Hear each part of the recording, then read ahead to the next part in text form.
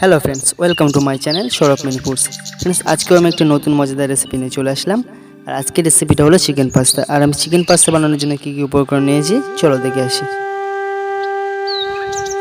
আমি নিয়েছি জিরের গুঁড়ো, মিট মশলা, হলুদ, লবণ, গুঁড়ো লঙ্কার গুঁড়ো, সাদা তেল, পরিমাণ মতো মাংস, পেঁয়াজ কুচি, রসুন কুচি, আদা কুচি ও পাস্তা।